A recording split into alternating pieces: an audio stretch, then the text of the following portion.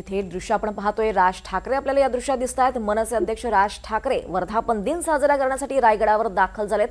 रायगडाच्या पायथ्याशी ते दाखल झालेत आणि अगदी थोड्याच वेळात रायगडावर जाऊन छत्रपती शिवरायांच्या स्मृतीस्थळाचं ते दर्शन घेणार आहेत. सोबतच आपण पाहतोय त्यांच्या पत्नी सुद्धा त्यांच्यासोबत आहेत.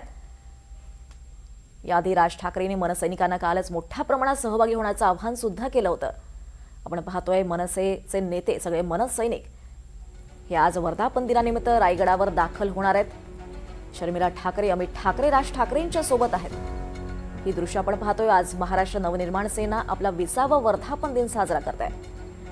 खरं तर आज यावेळी हटक्या पद्धतीनं अगदी वेगळ्या पद्धतीनं मनसेचा वर्धापन दिन साजरा होतोय. रायगडाच्या पायथ्याशी हा सोहळा साजरा होणार आहे, त्यामुळे त्याला ऐतिहासिक आणि भावनिक असं महत्त्व प्राप्त झालंय.